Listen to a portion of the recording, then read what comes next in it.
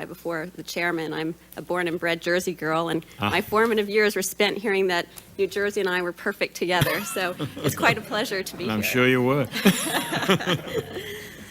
I was asked today to talk about the notion of whether we are facing a clash of civilizations or a clash within civilizations. And I'd like to present to the Commission a slightly different lens to view it through. I think we're involved in a political and economic struggle rather than a struggle of civilizations. And that if we allow ourselves to define this as a clash of civilizations, we will not have policy options to respond, that we will alienate and abandon those in the regions who really do struggle for our success. And our dwindling supporters out there will have fewer and fewer issues and ideas to rally against. But saying that it's about politics and policies doesn't offer easy answers. Many of our policies are put in place for very good reasons and have been carefully thought through. And so it's not a palliative to argue that this is about policy and economics, but rather, I think, gives us some way to think about what we're facing and to define the tools to respond to. The problem we face today, I think, is trying to dry up these swamps of al-Qaeda and terrorism, but that also means changing the climate in the Arab and Muslim world. So to illustrate what the climate out there is that we face, I think any of you or us who go out to the region know that things are pretty terrible for Americans out there right now. But some numbers, I think, might also be helpful. And if you haven't seen it, there's a terrific study by Pew that I commend to everybody, but there's some startling figures that are worth pulling out. In Indonesia, those viewing the U.S. favorably fell from 61% to 15% in the last year. In Turkey, 71% of the population expects an attack against their country, a NATO ally, in the near future. 71% of Palestinians think Osama bin Laden can be trusted to do the right thing, foreign policy. And anti-Americanism had become the flavor of the month, not only in the Muslim world, but among our traditional allies. Look at the response we've had in South Korea, in Germany, in Saudi Arabia, and Egypt. 5 of 7 NATO countries support a more independent relationship from the United States. But very striking, according to this poll, the bottom has fallen out of support for America in most of the Muslim world, is the main conclusion from the report. And far are we from the day in 1962 when Prince Faisal of Saudi Arabia, who became the king, told President Kennedy that after God we trust in the United States. Now, I believe the situation we're facing are a result of decisions we have made since the Cold War and decisions that our partners, friends, have made in the Middle East. And it flows directly from the Cold War. I view September 11th as part of the Cold War. Even though the Cold War had ended a decade before, the choices we made in Afghanistan directly led to September 11th, and the choices we made in the 90s to abandon certain countries for very good geopolitical reasons led directly to September 11th. And I think a quote from Brzezinski really sort of captures about how to think about this as part of the Cold War struggle. Brzezinski had said, "What was more important in the worldview of history, the Taliban or the fall of the Soviet Empire? A few stirred up Muslims or the liberation of Central Europe and the end of the Cold War?" And that I do believe that if our policymakers were told in the 80s that some of the decisions that they were making would result in the deaths on September 11th, the bombing of the Cole, the African embassy, and all of that was to bring down the Soviet Union, I think they very well may have said that it would have been worth it. They wouldn't have said it in those words, but I think in the calculation, that is something at the time they would have lived with. During the Cold War, obviously, the United States chose a strategy of working along states for geopolitical reasons rather than ideological compatibility.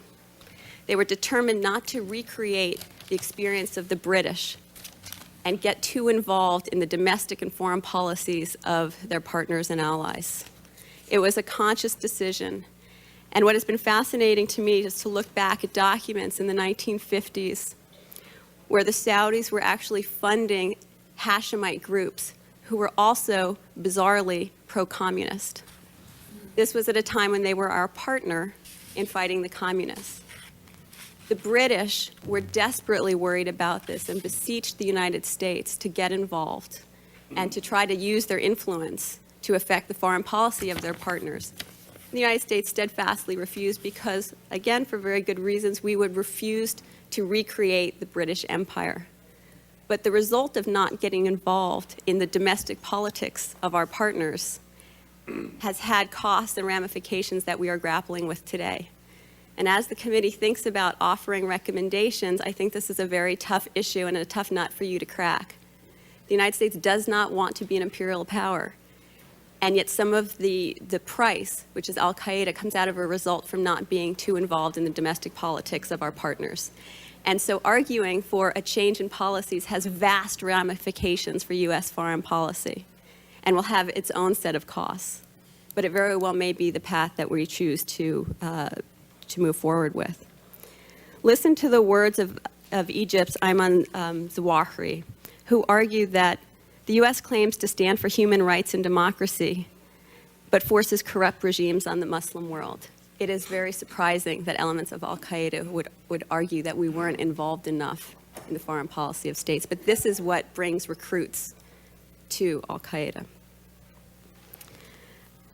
Again, a number of our policies have had challenges. I think our policy in the 90s, more recently, in how we chose to fight Saddam Hussein was an absolute disaster for our relations with the Muslim world. In the early to mid-90s, we had the Arab world calling for a more active policy against against Iraq. But instead, we were very comfortable with a strategy of dual containment, about keeping Saddam in his box. That led, during the 90s, to increasing anti-Americanism. I was doing research on this in the 90s, I can tell you from firsthand. It was something that al-Qaeda was using to recruit.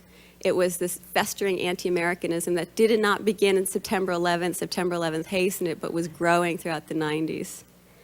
And statements by our policymakers that the strategy of containment was worth the lives of 500,000 Iraqi children ricocheted through the Arab world and had significant effects that drew people against us. Now, all the hatred and anger is surely not a result only of our policies, and I would be vastly irresponsible if I left you with that notion. But I do want to convey that our policies do have something to do with what we're seeing today. But consider also the choices that our partners have made. During the 1970s and 80s, leaders across the Arab world supported and funded Islamic radical groups. They did so at the time because their real enemies in domestic politics were the secular nationalists. Israel funded Islamic groups. Egypt funded Islamic groups. Tunisia funded Islamic groups. They sent money in this because they were fighting their domestic opponents. Israel, the case that many of us know best, was putting money into groups that would eventually become Islamic Jihad and Hamas. But as they were putting money into these, and then in the 70s and the 80s, we had the boom in oil prices, where the Gulf states began funding mosques and schools across the world.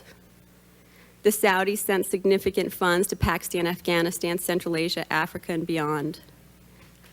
In Afghanistan, as I mentioned, in the 1980s, we had a pact with the Saudis that we would fund dollar for dollar covert operations in Afghanistan. Many Middle Eastern states then used this growing Islamic opposition, which they had fostered, as an excuse for enacting emergency decrees and erasing civil liberties.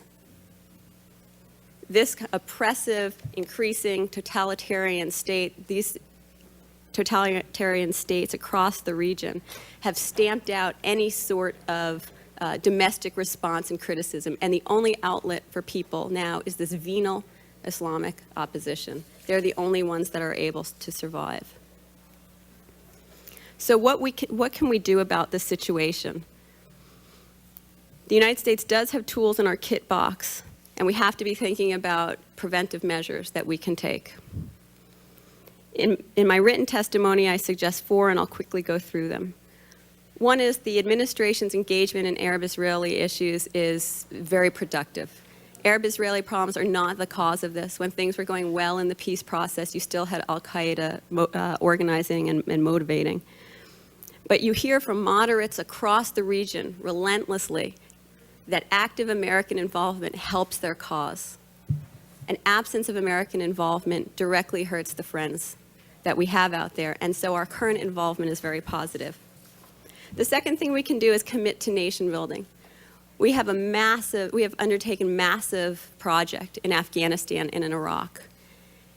After Afghanistan, the Arab world was looking at us. Here was a Muslim country that we were committed to improving and changing, and they were watching it. Our lack of clear effort to try to fix the problem led to a lot of resistance to support the United States. It empowered our enemies that the U.S. cares very little about what goes on in the region. We have to think about ways to help our friends, not our enemies. We have to look at the social and economic challenges that the region is facing and try to think creatively of how we can help the number of unemployed young people in the region.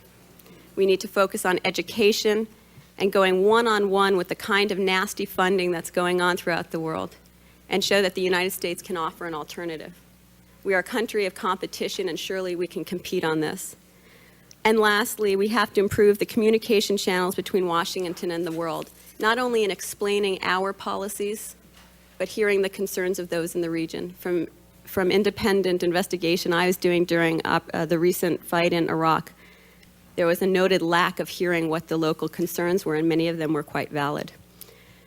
In the future, I think our real challenge is in not turning this into a clash of civilization. Look at all the hot spots we are likely to face: Afghanistan, Iraq, Chechnya. You can look at Nigeria, Sudan. We will be operating against organized Islamic opponents. Unless we have a positive alternative, the rest of the world will define this as a clash of civilizations, and we will be the greatest loser of all. Thank you.